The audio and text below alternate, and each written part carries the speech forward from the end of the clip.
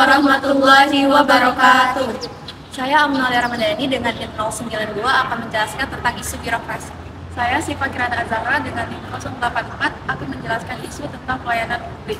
Saya Karina Desira dengan NIM 087 akan menjelaskan isu tentang kebijakan publik. Saya Arjun Alfat dengan NIM 088 akan menjelaskan isu mengenai kepemimpinan publik. Saya Novel Mahadania dengan NIM 100 akan menjelaskan isu tentang manajemen sumber daya manusia.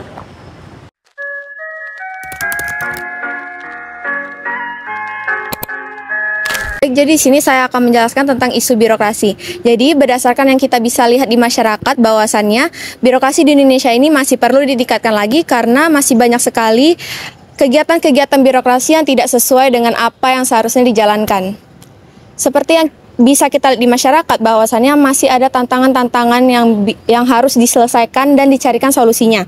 Tantangan-tantangan tersebut bisa berupa korupsi, ketimpangan-ketimpangan yang ada di pelayanan publik, serta orientasi pelayanan publik yang tidak sesuai dengan harapan masyarakat, serta transparansi yang tidak sesuai dengan apa yang seharusnya dijalankan. Perlu diketahui bahwa birokrasi di Indonesia ini berdasarkan dengan pelayanan publik yang terjadi di masyarakat itu sendiri. Apabila pelayanan publik di masyarakat itu sudah terjalan dengan baik, maka birokrasi di suatu masyarakat itu bisa dikatakan baik juga. Dan sebaliknya, apabila pelayanan publik di suatu masyarakat itu terjalan dengan buruk, maka birokrasi di suatu masyarakat itu bisa dikatakan buruk juga. Jadi harapan kita supaya birokrasi di Indonesia ini terjalan dengan baik sesuai pelayanan publik yang terjalan dengan baik juga.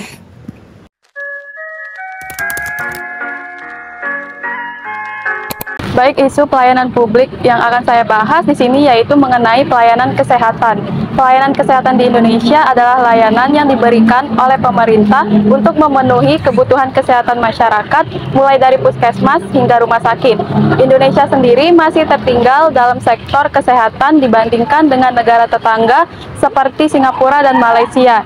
Meskipun indeks kesehatannya meningkat, namun kemajuannya masih sangat lambat.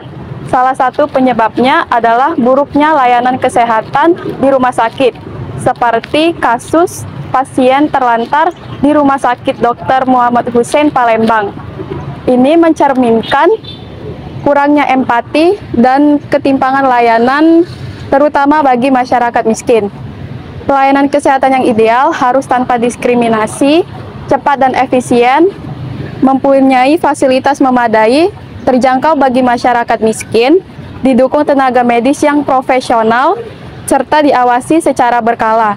Untuk itu, pemerintah dan pihak terkait harus bekerja sama untuk mewujudkan layanan kesehatan yang adil dan merata untuk semua masyarakat.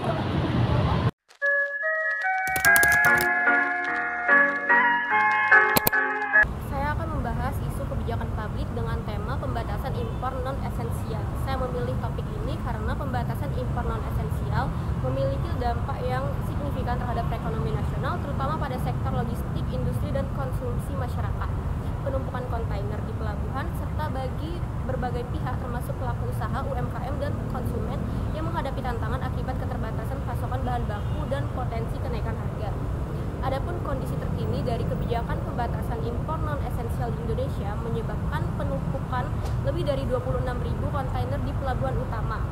Permendag nomor 8 tahun 2024 diterbitkan untuk merelaksasikan aturan impor guna mengurangi blocking logistik, namun implementasinya masih menghadapi tantangan.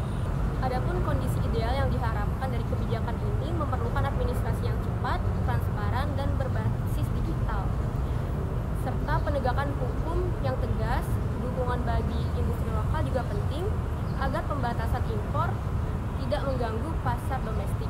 Pembatasan impor non-esensial ini mengakibatkan keterlambatan distribusi barang, kenaikan biaya produksi, dan potensi kelangkaan barang yang berdampak pada industri dan logistik.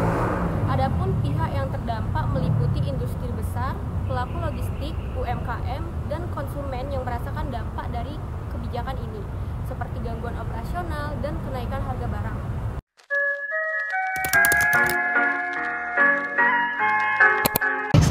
akan menjelaskan mengenai isu nepotisme cawapres Presiden Prabowo Subianto, yaitu Gibran Rakabuming Raka, yang dimana pada sebelum pemilu kemarin itu ramai diperbincangkan. Nepotisme merupakan isu yang marak di politikus Indonesia karena memanfaatkan hubungan keluarga untuk mendapatkan kekuasaan yang nantinya akan berdampak pada pihak-pihak seperti masyarakat umum, yang nantinya akan kurangnya kepercayaan dan mengakibatkan lemahnya partisipasi masyarakat dalam pemilu. Dan juga yang kedua itu adalah saingan ataupun petisi lain yang kurang elit karena kurangnya kesempatan dalam berkompetisi di dalam politik tersebut.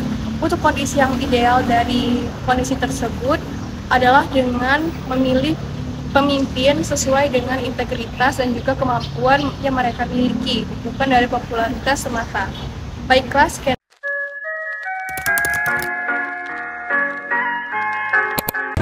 Baik, di sini saya akan menjelaskan tentang isu manajemen sumber daya manusia, khususnya terkait tentang keterampilan digital pada para tenaga kerja yang berada di Indonesia. Sumber daya manusia yang memiliki keterampilan dan pengetahuan sosial akan menjadi poin penting untuk kemajuan ekonomi dan daya saing negara tersebut pada era digital ini.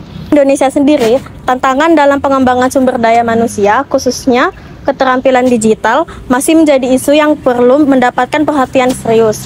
Dikarenakan banyak tenaga kerja yang belum memiliki keterampilan digital yang memadai serta kurangnya akses terhadap pendidikan dan pelatihan teknologi yang ada. Selain itu, sumber daya manusia Indonesia untuk bersaing secara kancah global masih sangatlah berat, yang menjadi hambatan dalam peningkatan daya saing bangsa di era globalisasi ini. Untuk itu, diperlukan upaya kolektif dari berbagai pihak guna meningkatkan kualitas sumber daya di Indonesia, baik melalui pelatihan, pengembangan kurikulum, maupun peningkatan fasilitas pendidikan teknologi.